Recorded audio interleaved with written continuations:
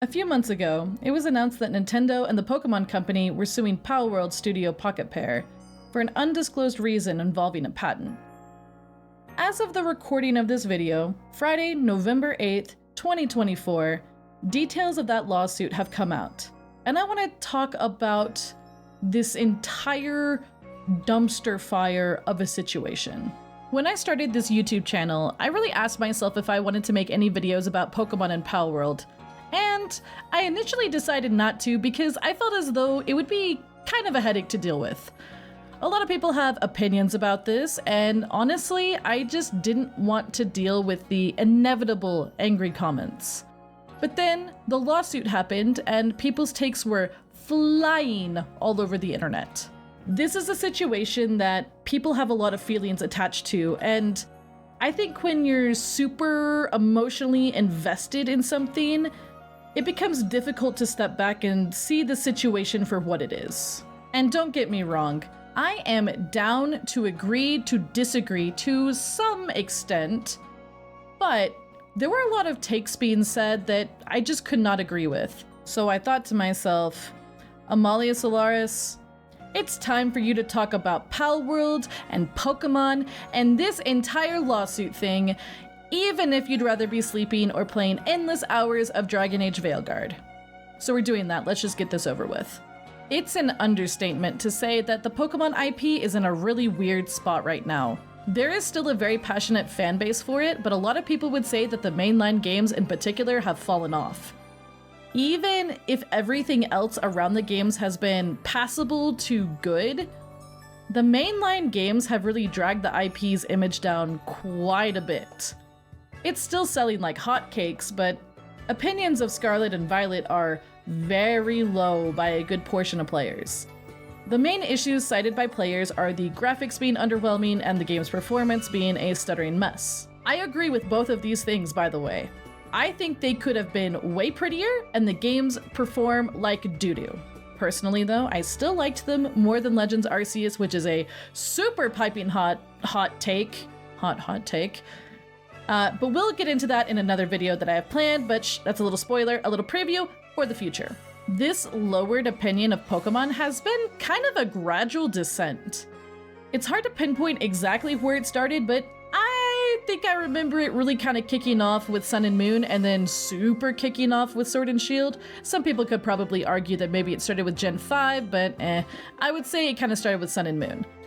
Scarlet and Violet were initially met with some hope, since it seemed like things were changing a bit to be more in line with fan expectations.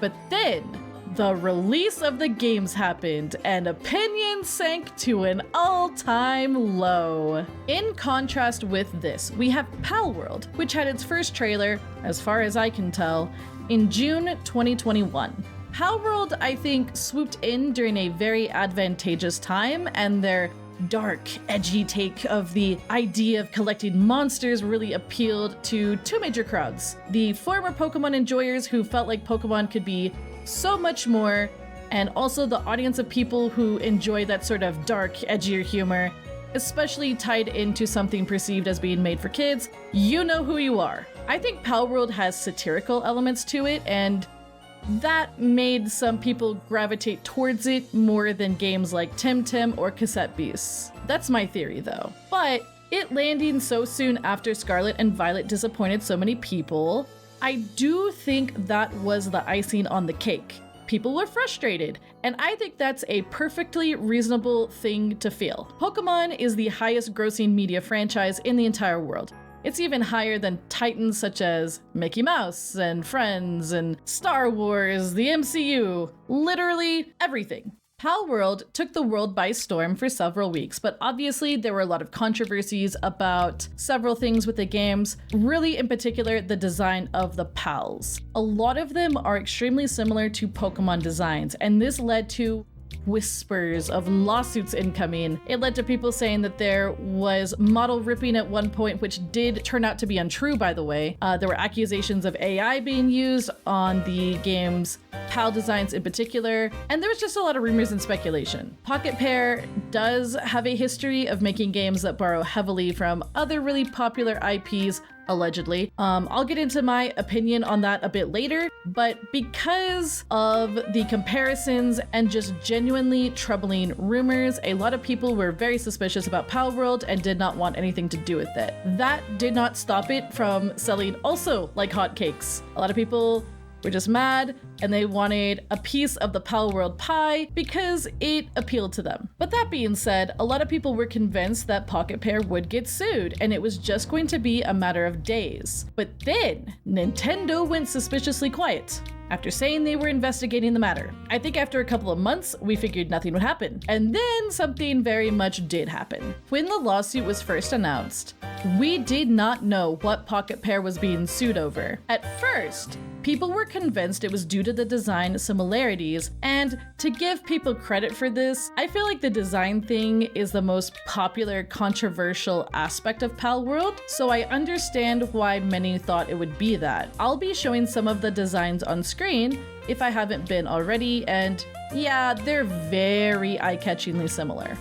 We had no details except for one about this lawsuit, and that was that it was a patent infringement. So given that Nintendo has had a tendency to try to patent game mechanics, it was quickly deduced by speculators that it was a game mechanic that Nintendo was suing them for. What mechanic it was remained a mystery, but the number one guess that everyone had was that it was the Pokeball mechanic. Palworld does feature an item called a Pal Sphere that you use to capture pals in a very similar fashion as Pokemon.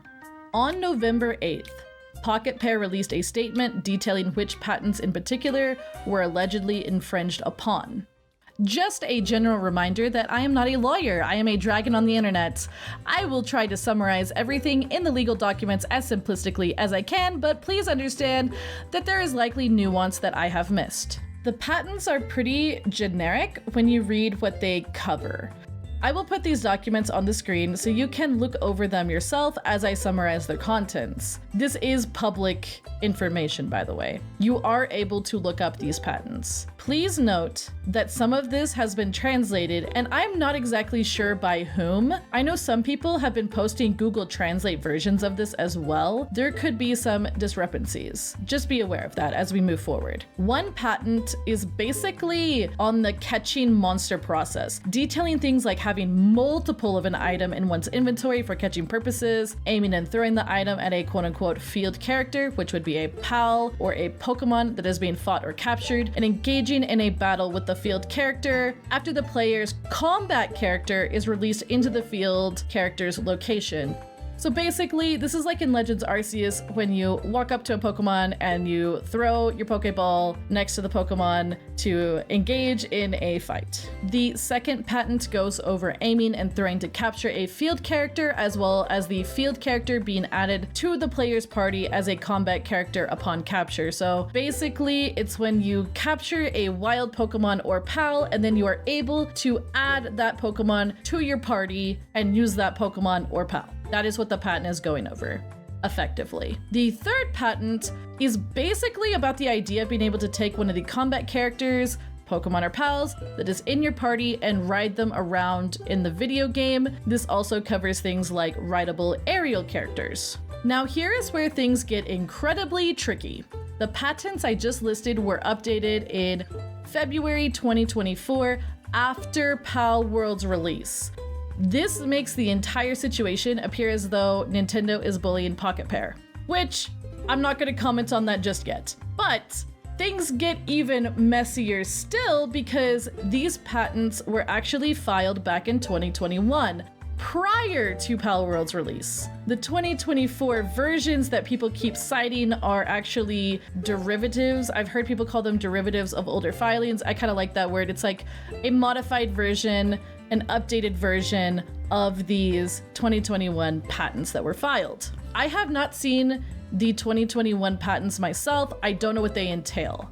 But if the complaints Nintendo and the Pokemon Company are suing over also appears in the 2021 filings, that is, to my very basic understanding, where we can start to see maybe Nintendo has a little bit of ground to stand on in this case. But with all of these kinds of court cases, you kind of have to remember that it's all up to the judge's interpretation. The lawsuit is over what is around 68,000 US dollars. This is basically chump change for Nintendo and the Pokemon Company, and indicates heavily that the purpose of this lawsuit is likely to be Nintendo and the Pokemon Company attempting to pressure Pocket Pair into either changing something about their game or getting rid of it, which does not seem like it will happen if I'm totally honest, or it seems like this is an attempt to just retaliate over the entire situation. It's probably an intimidation thing because it's very clearly not about the money. Some people might ask why Nintendo did not issue lawsuits over other games that definitely also had these mechanics in the patents. So just a small reminder that Nintendo would have to decide it's worth it to take those companies to court, and they may have just decided it was not. A patent holder does not necessarily have to sue each and every entity or individual that may infringe upon their patent holding. I don't know if that's a correct jargon for this, I'm just a little guy, but clearly, regardless of whatever reason it was, they thought it was worth it with Palworld. I wrote parts 1 and 2 with the intention to be as objective as possible, with my own personal feelings clearly indicated in the parts where I thought it was relevant. This part is where I shove away objectivity and I talk about how I feel about this entire thing. This is the Amalia Solaris hot take. People who initially heard about the lawsuit were very quick to take sides, I noticed. Too quick. Honestly, they were instantly just saying who was right and who was wrong. People were accusing either sides of all sorts of things. It was just a giant headache of discourse. And this was before we knew what the lawsuit actually entailed. And I think that's important. People were so ready to pick sides, they didn't even want to hear what the lawsuit was about. They just wanted to pick a side. In the midst of all of the discourse, I felt like I was going crazy. There were Nintendo fans cheering that Pocket Pair was getting their just desserts for ripping off of Pokemon. There were Palworld fans outraged at Nintendo, calling the company a bully. Chaos, mayhem, discourse reigned, and I just sat and watched and thought about why this was happening and why people were being just so extra about all of this. And that's when I realized the fundamentals of the Palworld and Pokemon discourse are not even really what the lawsuit is about, but people are using these fundamentals to try to say which company is in the clear. The Pokemon fans are mad at Palworld for alleged design ripping for the most part, which isn't even what the lawsuit is about. And we knew that back when the lawsuit was announced. We knew it was a patent and we knew it was probably about game mechanics. And the Palworld fans are just mad at Nintendo for not making games that they find acceptable. That's it. It's really not even about the lawsuit. Not really in the end. These two sides were born when Palworld was released, and the lawsuit is the battleground. And I'm gonna be real here. All of it's stupid. Palworld fans are seemingly defending Pocket Pair just because they don't like Nintendo. Do they even like Palworld? I don't know. They never seem to want to talk about it. Every time I try to understand their argument, they just talk about how much they hate Nintendo and the Pokemon Company and how the Pokemon games suck. And the Pokemon fans are over here like, oh, but they ripped the designs. And to be fair, I do think that Palworld did unashamedly use Pokemon designs and tweak them just enough to have the law on their side, which is, I don't know, that does feel really crappy and it does suck. But if it's legal, then they cannot be sued for it. That's just how the law works until there's legislation that changes that. There is literally no need for a side-picking mentality because the laws are the laws. If a company broke the law, then they should get punished for it, unless the law is garbage, in which we need to change the law so that it's not garbage.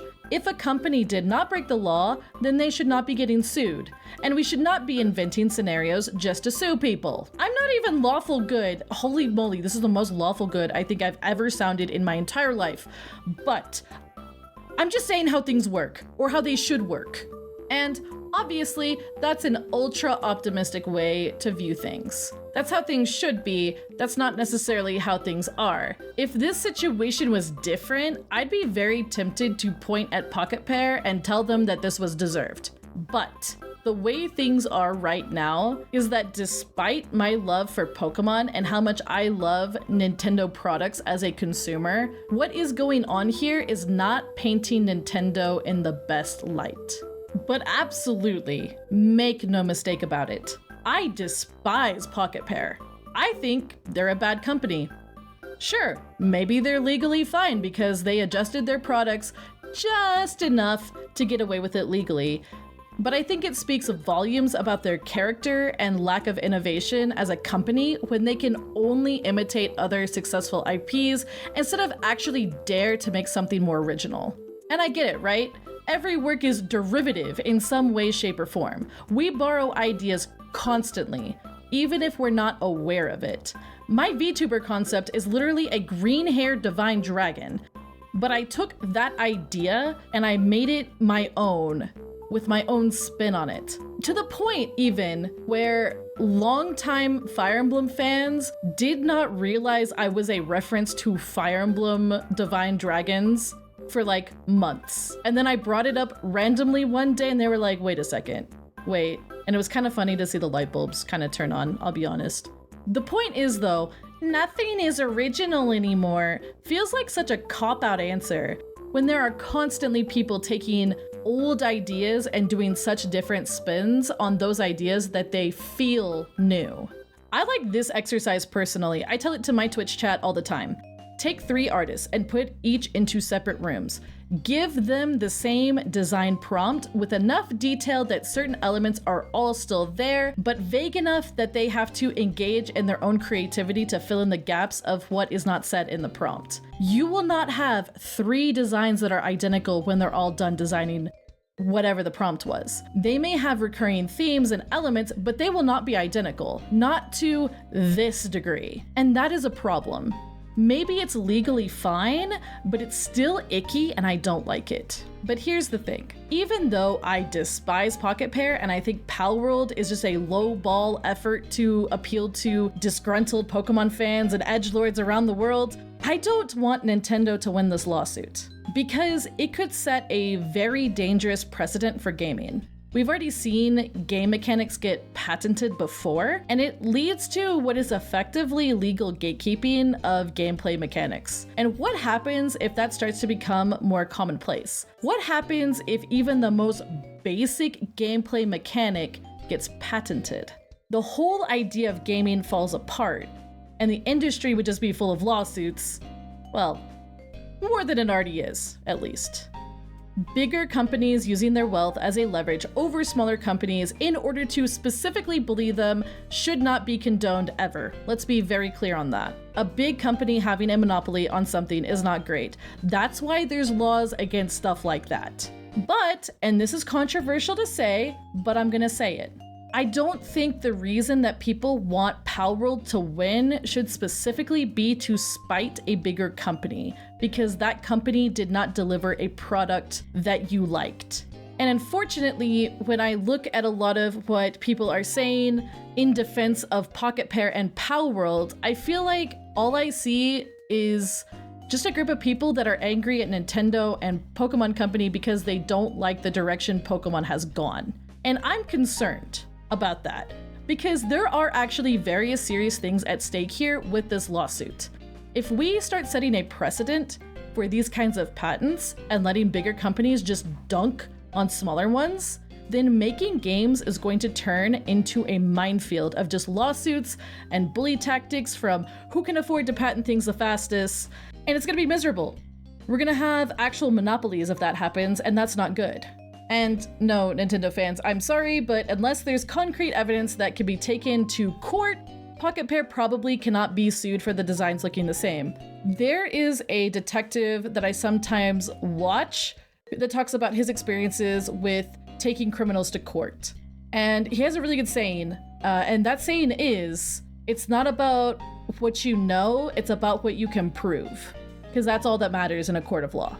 And I know, it doesn't feel great, but the reason we have those kinds of laws is to protect people from getting the bonk for legal things like derivative works or an accidental case of my OC looks a lot like your OC, but your OC is Jimmy John Mouse and the other OC is, well, the Disney guy. So those laws are actually really important to have and to maintain, and we can't just throw them out the window because, yeah, like they are obviously inspired. But if we start just throwing out the law, that just sets a lot of really bad precedent, and we need to be very careful because that could just open up so many bad things. Obviously, that is assuming that the designs are legal and that there is not actually a case of, as the law would define it, plagiarism or copyright infringement or anything like that happening. We have these laws for protection reasons. We need to make sure that we are protected, because if not, things are gonna be kind of bad.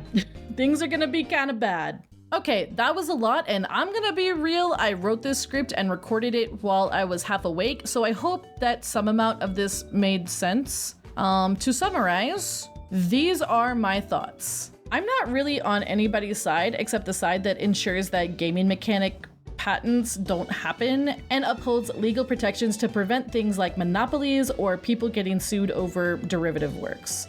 I'm against corporations engaging in bullying behavior towards smaller companies. Nintendo and the Pokemon Company are definitely doing this to make a statement more than, you know, doing this for money. It's pretty obvious, at least. I'm against copyright theft and plagiarism. I am against those. I'm against patenting game mechanics. I'm pro the idea of Pokemon games getting more development time that leads to the next games feeling polished and feeling like genuinely great games. I think Pocket Pair played with fire with this game. Regardless of whether or not they broke the law and get burned, it's not really up for me to decide. I think that even if they didn't break the law, they were no different from a little kid going, I'm not touching you to their brother with their finger less than a half inch from their face. I've heard other people call this breaking the spirit of the law, and I like that phrasing a lot, but there's no way something like that holds up in court. Genuinely, I don't like Pocket Pair, and I do think they rip as much as they can without getting into super big legal trouble, and I think it's still icky and gross, but if they aren't actually breaking the law, then they're in the clear. But regardless of how I feel about the companies, I care more about the precedent that this lawsuit sets over anything. Pretty sure I will have stirred the hornet's nest with this one, but I want to say this. I am always down to hear differing opinions about this. I'm the kind of person that typically tries to approach things with nuance, and I know that sometimes people really want a black and white answer. I'm sorry I can't give that, not in good conscience really. I really do hope for a good outcome for this lawsuit. But that's about all I got for right now. And now, if you don't mind me, I will be going over here and binging more Dragon Age of Veilguard while excessively shrimping for Lucanus and aggressively not reading the Dragon Age subreddit or any social media posts about it. Bye, everybody! My cat really wants to sit on my desk. I'm so sorry. He's like crawling all over. Dude, don't bite my mouse. Come on. Come on, dude. Come on. Don't put your face on my keyboard. I'm gonna start typing weird stuff. Yes, I know the computer is so warm. It's so warm in here. Yeah, the power strip is warm. Do not hit that. Do not hit that button. Okay, can we go play somewhere else? Like, stop it! Don't take my phone! Can you? Not the Star Fox manual, come on. No, don't fold the pages.